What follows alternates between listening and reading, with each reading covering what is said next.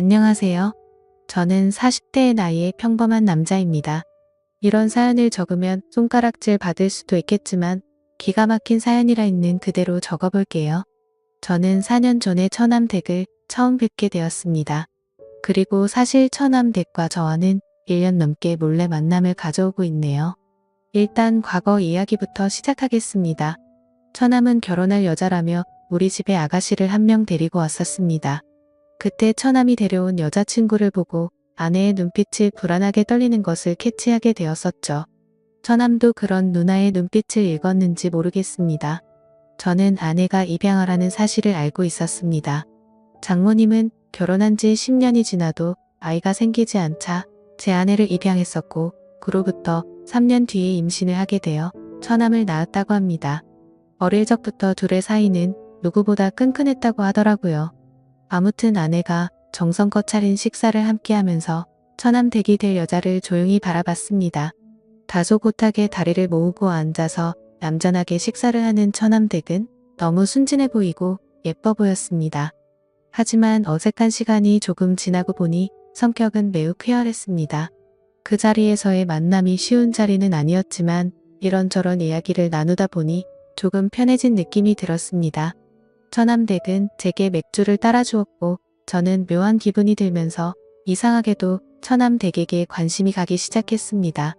처남은 지금 다니고 있는 회사에서 처남댁을 만나서 결혼 준비를 하였고 우리 네 사람은 곧잘 어울려 다녔습니다.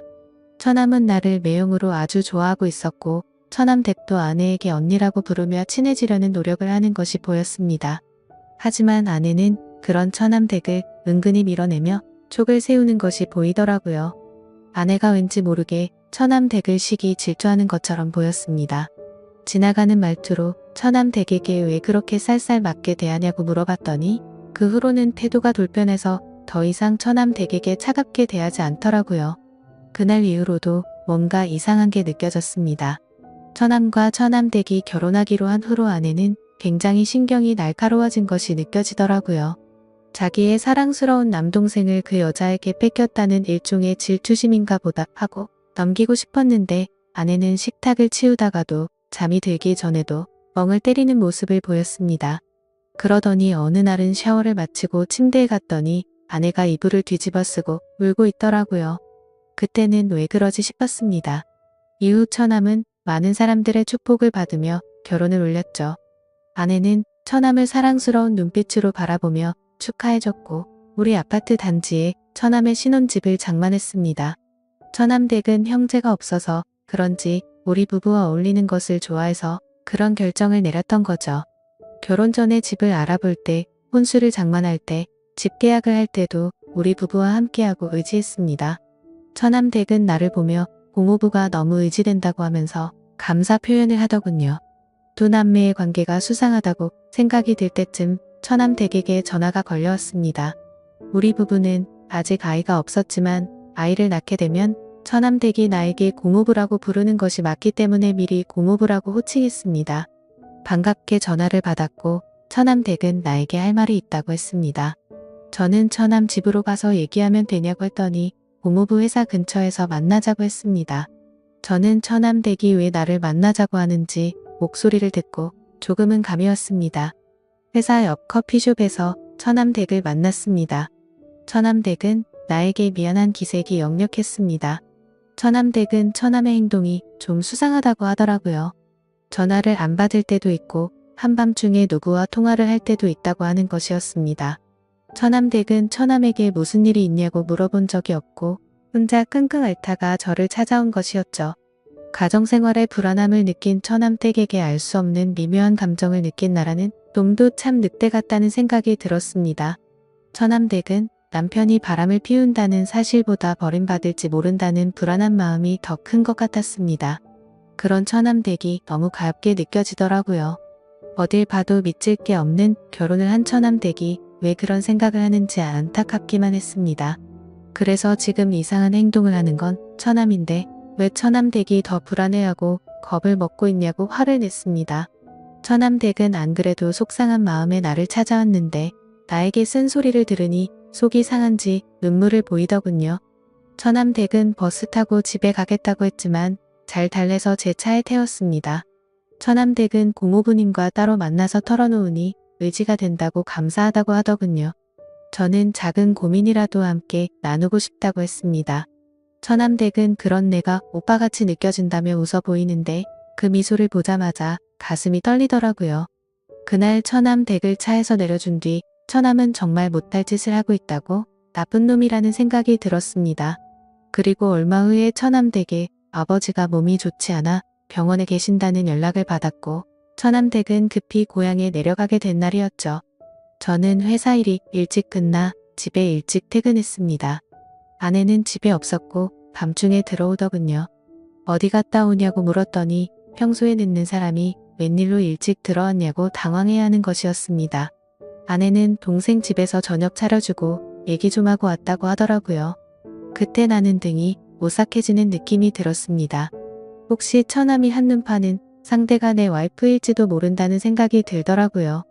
그 둘은 서로 피가 안 섞인 남남이고 내가 처남과 술을 마신 날에 처남이 우리 집에서 잠을 자고 가는 날이 많았던 게 생각이 났었습니다. 아내가 처남을 애타게 찾는 날도 있었고 처남이 집에 안 간다고 버틴 날도 있었던 것이 떠올랐어요. 저는 퍼즐 조각이 맞춰지는 듯한 느낌을 받았습니다. 그래서 처남과 일부러 집에서 술을 마신 뒤 제가 먼저 술에 취한 척 경기를 해보았었죠.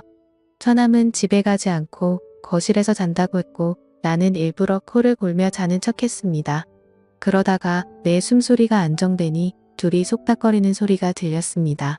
옷방으로 가서 같이 있자고 하는 소리를 듣고 말았던 거죠. 촉을 세우고 그 둘의 만행을 다 알게 되었습니다. 그래서 당장 들이닥칠까도 생각해봤지만 이렇게 넘어가는 건 아닌 것 같아서 증거라도 모으려고 일단 넘어가게 되었죠. 다음날 처남 댁의 아버지는 병원에서 투병하시다가 돌아가셨다는 소식을 듣고 와이프와 함께 조문을 갔습니다. 처남 댁은 얼굴이 퉁퉁 부어 있더라고요. 너무 많이 울어서 정신을 못 차려서 우리가 좀 쉬라고 했지만 고집을 꺾지 않았습니다. 처남 댁의 그런 모습이 너무 안쓰러웠지만 처남 댁을 꼭 껴안고 위로해주지 못해 안타까운 마음이 들더라고요. 그렇게 아버지를 보내드린 뒤 처남 댁은 한참 동안 힘들어했습니다. 우리 집에서 같이 생활을 하면 어떨까 생각도 해봤지만 그건 좀 오버하는 것 같아서 그냥 잠자코 있었죠. 그날 이후 아내와 같이 처남 댁으로 매일 찾아갔습니다.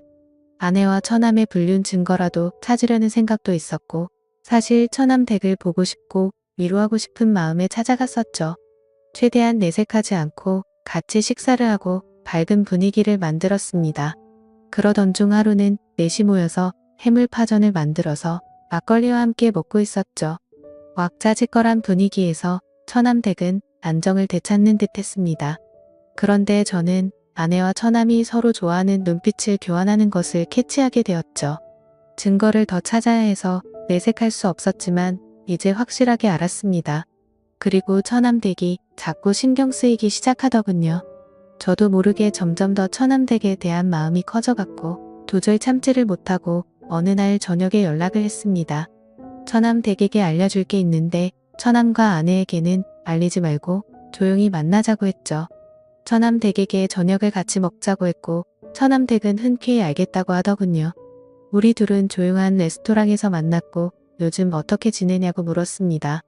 아버지가 유독 자기를 예쁘게 대해줬는데 그런 아버지를 떠나 보내서 슬픔이 무척 컸었다네요. 그래도 요즘은 저희 덕분에 좀 많이 나아졌다고 했습니다. 그래서 어렵게 저는 말을 꺼내고 말았죠. 사실은 아내와 처남이 친남매 사이가 아닌데 만남을 가지는 것 같다고요. 그러자 처남 댁도 이 사실을 눈치챘는지 자신도 이미 알고 있었다고 했습니다. 그런데 자신도 증거물을 찾기 위해서 역겨운 생활을 이어가고 있다고 하더라고요. 그래서 처남 댁과 저는 같은 상황에 처했는데 우리라도 서로에게 힘이 되자고 말했고 살면서 어려운 일 있으면 언제든 얘기하라고 했죠. 그렇게 저희는 이야기를 더 이어갔고 와인을 마시기 시작했습니다. 그런데 처남 댁이 술에 취해서 그런지 눈물이 글썽거리더라고요. 그래서 저는 얼른 옆자리로 자리를 옮겼고 그녀를 토닥여주면서 위로해 주었습니다. 그 순간 기분이 묘해졌고 저도 모르게 그녀에게 제 마음을 솔직하게 말을 했죠. 사실 처음 보는 순간부터 좋아했다고 고백을 했고 처남댁과 또 데이트하고 싶어요 하고 말을 했습니다. 처남댁은 우리 이러면 안 되는 거 아니냐고 저를 밀어내더군요. 그래서 저는 처남댁에 눈을 똑바로 보면서 나를 의지하고 있지 않냐고 물었습니다. 그제서야 처남댁은 흐느껴 울면서 나에게 기대더군요. 저는 그런 처남댁을 안아주었고 우리는 서로의 사랑을 확인하고 연인이 되었습니다. 그리고 저희의 만남은 비밀로 하자고 했고 서로가 저 남매라는 가면을 쓴 더러운 인간들 증거를 모아서 이혼을 하자고 했네요. 그리고 모든 상황이 정리되면 처남댁에게 결혼을 하자고 약속했습니다. 살다 보니 참 별의 일이 다 있는 듯 하지만 아무렴 어떤가요? 결국에는 제가 사랑하는 여자를 만나게 되었으니 해피엔딩이 아닐까 생각이 듭니다.